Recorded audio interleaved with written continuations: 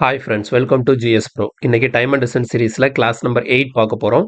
இன்னைக்கு வந்து ஒரு முக்கியமான கான்செப்ட பத்தி பார்க்கலாம். ஸோ இன்னைக்கான கான்செப்ட் என்னன்னா, questions based on average speed with stoppages. ஓகேங்களா? ஸோ இது ரொம்ப ரொம்ப முக்கியமான கான்செப்ட். ரொம்ப சிம்பிளான கான்செப்ட் தான். இதை நம்ம ஈஸியா பார்த்துடலாம். இப்போ இது பார்க்கறதுக்கு முன்னாடி நம்ம சேனலுக்கு யாராவது புதுசா இருக்கீங்க அப்படின்னா மறக்காம நம்ம சேனலுக்கு சப்ஸ்கிரைப் பண்ணி சப்போர்ட் பண்ணுங்க அண்ட் பெல் பட்டன் கிளிக் பண்ணிக்கோங்க. அப்பதான் நான் போடக்கூடிய வீடியோ உடனே உடனே உங்களை வந்து ரீச் ஆகும். ஓகே, இப்போ நம்ம டைரக்டா கிளாஸ்க்குள்ள போகலாம்.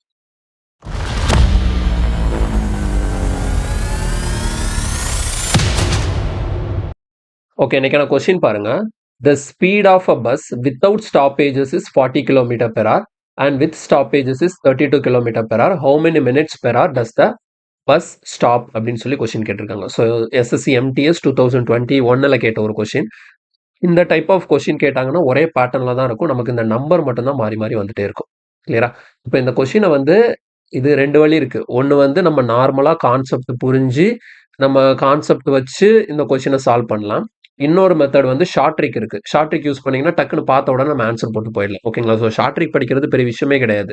ஆனா நம்ம படிக்கிற கான்செப்ட் அந்த கொஸ்டின்ல எப்படி அப்ளை ஆகுதுங்கிறத நம்ம தெரிஞ்சதுக்கு அப்புறம் தான் கான்செப்ட் படிக்கணும். ஓகேங்களா? என்னை பொறுத்த வரைக்கும் நீங்க அப்படி படிச்சா மட்டும்தான் ஒரு சாப்டரை வந்து நீங்க ஃபுல்லா அதை அப்சர்வ் பண்ணி அதோட கான்செப்டை தெளிவா புரிஞ்சுக்கிறீங்கன்னு அர்த்தம். வெறுமனே ஷார்ட்கட் மட்டும் படிச்சுட்டு போனீங்கன்னா அது இப்போ புரியும்.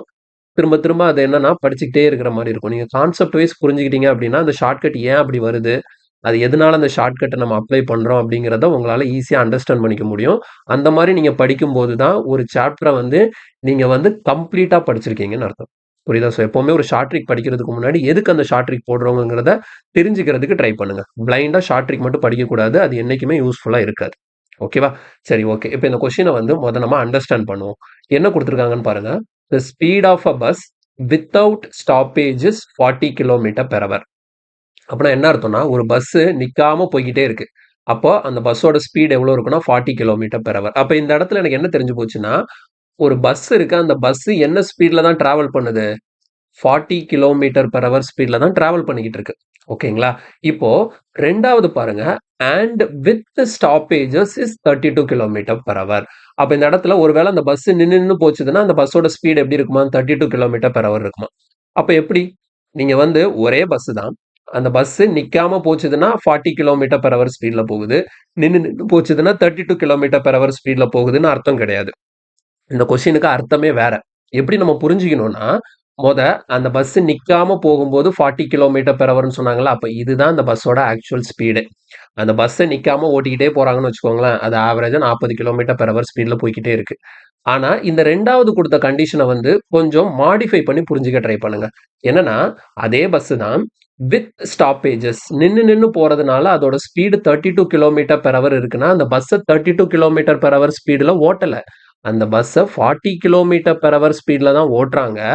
ஆனா, அதோட ஸ்பீடு ஏன் இந்த மாரி நமக்கு கிடைக்குது அப்டின்னா, இப்போ ஒண்ணும் இல்ல. நீங்க வந்து ஒரு டிஸ்டன்ஸ் இருக்கு. ஓகேங்களா? இப்போ ஒண்ணும் இல்ல. உங்க வீட்ல இருந்து உங்க ஸ்கூலுக்கு நீங்க போறீங்க. சரியா? உங்க வீட்ல இருந்து உங்க ஸ்கூலுக்கு நீங்க போறீங்க. போறப்போ ஓகேவா? வீட்ல இருந்து உங்களோட ஹவுஸ்ல இருந்து எங்க போறீங்க இப்போ? ஸ்கூலுக்கு போறீங்க. ப அ சைக்கிள்ல போறீங்கன்னு வச்சுப்போம். ஓகேங்களா? சைக்கிள்ல போறீங்க. நீங்க சைக்கிள்ல போம்போது உங்களால சைக்கிள் என்ன ஸ்பீட்ல ஓட்ட முடியும்?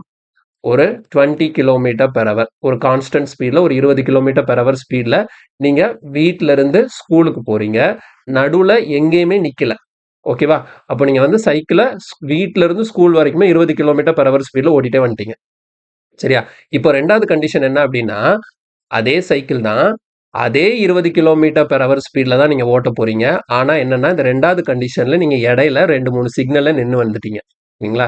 2, 3 சிக்னல்ல நின்னு வந்துட்டீங்க. அப்போ இந்த இடத்துல நீங்க வந்து இந்த ஸ்கூலுக்கு வந்து சேரக்கூடிய டைம் கண்டிப்பா டிஃபர் ஆகும். அப்படிதானே? நான் வந்து வித்தவுட் ஸ்டாப். ஓகேங்களா? எந்த இடத்துலயும் நிக்காம நான் வந்திருந்தேன்னா, சீக்கிரம் வந்து சேர்ந்திருப்பேன். இது வந்து வித் ஸ்டாப் நின்னு ஒரு 3 இடத்துல நான் நின்னு வந்ததுனால, இங்க வந்து லேட்டா வந்து சேர்ந்திருப்பேன். கரெக்ட்டா? ஆனா, மேல உள்ள கண்டிஷன்லயும் சரி, கீழ இருக்கக்கூடிய கண்டிஷன்லயும் சரி, சைக்கிள ஓட்டுன ஸ்பீடு மாறல.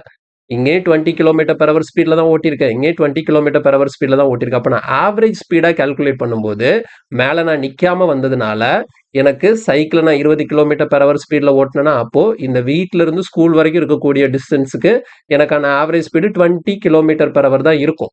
ஆனா, இந்த 2வது கண்டிஷன்ல நீங்க சைக்கிள 20 கிலோமீட்டர் பெர் ஹவர் ஸ்பீட்ல ஓட்டியிருந்தாலும், நீங்க ஸ்கூலுக்கு வந்து சேர்ந்த உடனே உங்களோட ஆவரேஜ் ஸ்பீட கால்குலேட் பண்ணி பார்த்தீங்கன்னு வச்சுக்கோங்களேன், இந்த 20 கிலோமீட்டர் பெர் ஹவர் இருக்காது. நார்மலா ஸ்பீட் எப்படி கால்குலேட் பண்ணுவோம்? எவ்வளோ டிஸ்டன்ஸ் டிராவல் பண்ணோம், டிவைடட் பை எவ்வளோ டைம். நீங்க சைக்கிள 20 கிலோமீட்டர் பெர் ஹவர் ஸ்பீட்ல ஓட்டியிருந்தாலும், இடையில நீங்க நின்னதுனால அந்த இடத்துல உங்களுக்கு டைம் கொஞ்சம் ஜாஸ்தி ஆயிடுச்சு.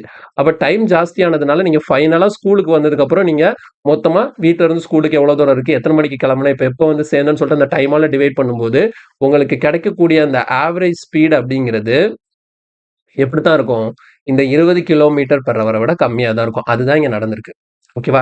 பஸ்ஸ 40 கிலோமீட்டர் பெர் ஹவர் ஸ்பீட்ல தான் ஓட்டுறாங்க. ஆனா, அது நிக்காம போகும்போது இந்த ஸ்பீட்ல இருக்குங்கிறதுனால, அப்ப அந்த பஸ்ஸோட ஸ்பீடு 40 கிலோமீட்டர் பெர் ஹவர் தான். ஆனா என்ன நடந்துருச்சு?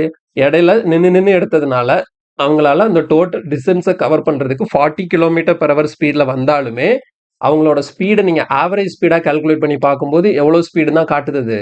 32 கிலோமீட்டர் பெர் ஹவர்ஸ் அப்படின்னு தான் காட்டுது. ஓகே. இத புரிஞ்சுக்கிறதுக்காக நான் என்ன பண்றேன்னு பாருங்க. இப்போ நம்ம டிஸ்டன்ஸ் என்ன பண்ணிக்கணும் தெரியுமா? 32 கிலோமீட்டர்ன்னு எடுத்துக்கோங்க. சரியா? 32 கிலோமீட்டர். ஓகேவா? பஸ் வந்து 32 கிலோமீட்டர் கவர் பண்ணும். இப்ப ஆக்சுவலா பார்த்தீங்கன்னா, பஸ்ஸ நான் என்ன ஸ்பீட்ல தான் ஓட்டுவேன்? 40 கிலோமீட்டர் பெர் ஹவர் ஸ்பீட்ல தான் ஓட்டப் போறேன். ஓகே. இப்போ இடையில நான் நின்னு நின்னு வந்ததுனால, இந்த 32 கிலோமீட்டர் பாருங்க. நின்னு நின்னு வந்தா 32 கிலோமீட்டர் பெர் ஹவர். இதுக்கு மீனிங் என்ன? இந்த 32 கிலோமீட்டர் பெர் ஹவருக்கான மீனிங் என்ன? இதுக்கான மீனிங் வந்து 1 ஹவருக்கு 32 கிலோமீட்டர் கவர் பண்ண முடியும். பஸ் நின்னு நின்னு வந்தா 1 மணி நேரத்துல அதால 32 கிலோமீட்டர் டிராவல் பண்ண முடியும். அப்போ இந்த 32 கிலோமீட்டர் தான் டிஸ்டன்ஸ். அப்போ அது நின்னு நின்னு வந்ததுனால இந்த 32 கிலோமீட்டர கவர் பண்றதுக்கு எவ்வளவு நேரம் எடுத்துக்கும்? சாலிடா 1 ஹவர் எடுத்துக்கும். கரெக்ட்டா? சாலிடா 1 ஹவர் எடுத்துக்கும். கிளியரா புரியுதா? Total distance 32 kilometre per hour. அவங்களே சொல்லிட்டாங்க வித் ஸ்டாப்பேஜ்.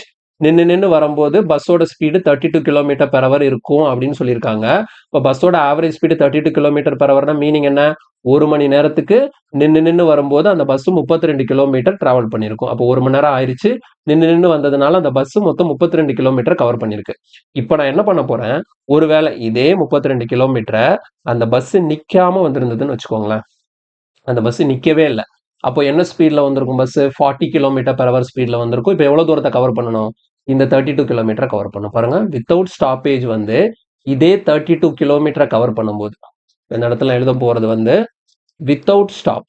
நிக்காம அந்த பஸ் வந்ததுன்னா இந்த 32 கிலோமீட்டர கவர் பண்றதுக்கு எவ்வளவு டைம் எடுத்துக்குதுன்னு பார்ப்போம். பாருங்க, டிஸ்டன்ஸ் எவ்வளோ?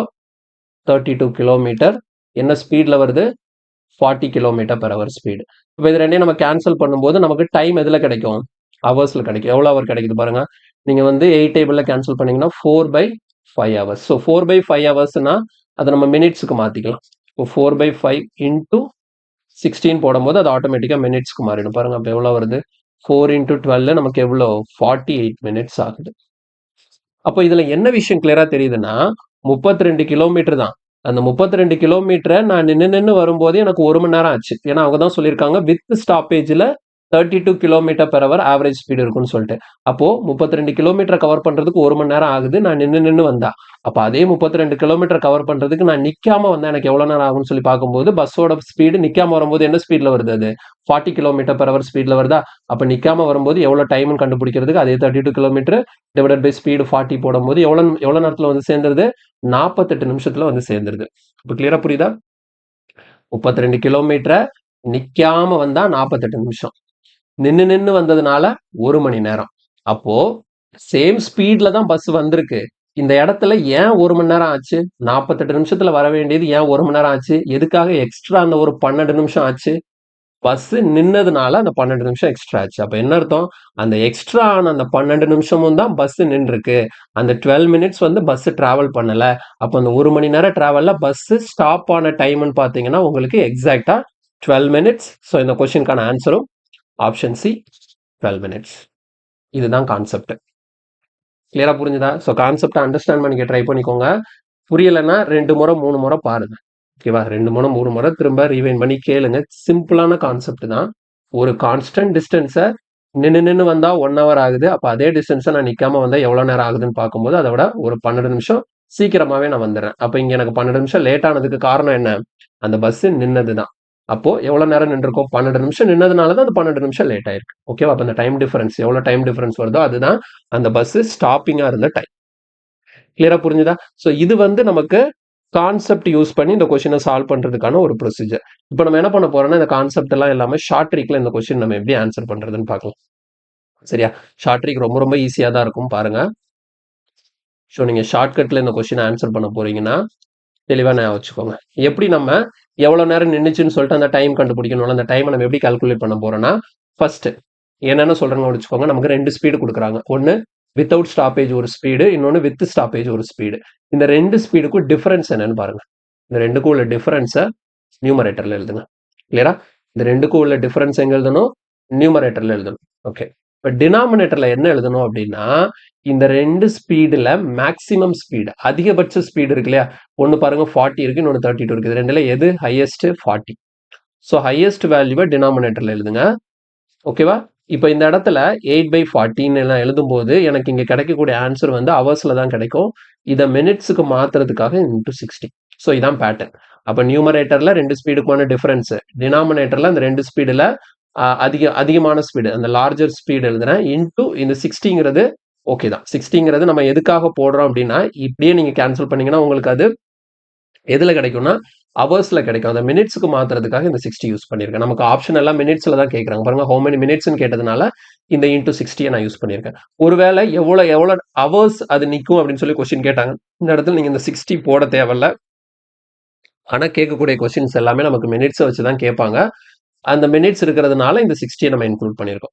பாருங்க இப்போ நம்ம கேன்சல் பண்ணும்போது என்ன வருதுன்னு சொல்லிட்டுப்பா. இங்க கேன்சல் பண்ணும்போது 8 டேபிள்ல கேன்சல் பண்ணா 1 டைம், இங்க 5 டைம்ஸ். 5 8s are 40. அடுத்த 5 டேபிள்ல கேன்சல் பண்ணா நமக்கு எவ்வளவு வருது? 12. ஸோ இப்போ ஆன்சர் என்ன? 12 மினிட்ஸ். டைரக்டா கிடைக்கும்.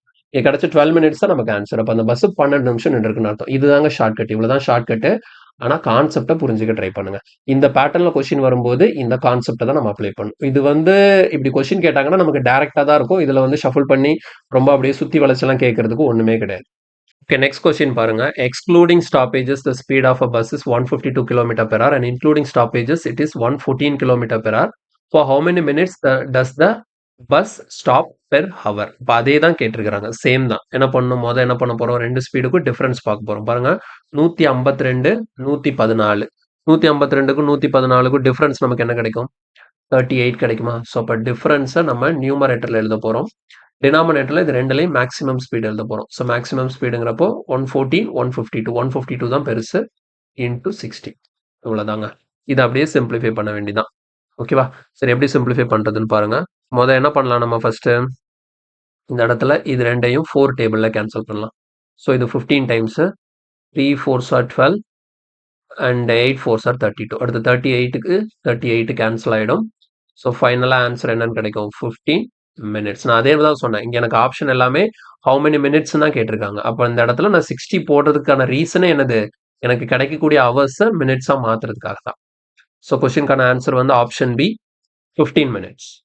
நெக்ஸ்ட் இது பாருங்க, அதே தான். Excluding stoppages the speed of a bus is 45 km/h and including stoppage வந்து it is 27 km/h. For how many minutes does the bus stop per hour?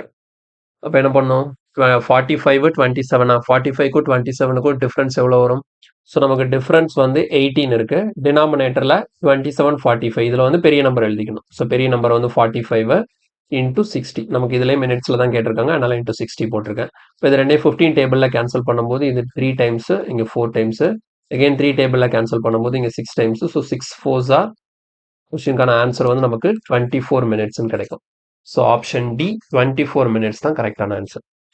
Okay, இன்னைக்கு பார்த்த கான்செப்ட்ல ஏதாவது டவுட் இருந்ததுன்னா கமெண்ட்ல சொல்லுங்க. வீடியோ பிடிச்சிருந்தா லைக் பண்ணுங்க, ஃப்ரெண்ட்ஸ் எல்லாருக்கும் ஷேர் பண்ணுங்க. மறக்காம நம்ம சேனலுக்கு சப்ஸ்கிரைப் பண்ணி சப்போர்ட் பண்ணுங்க. ஓகே, நெக்ஸ்ட் கிளாஸ்ல இன்னொரு கான்செப்டோட மீட் பண்றேன். தேங்க்யூ.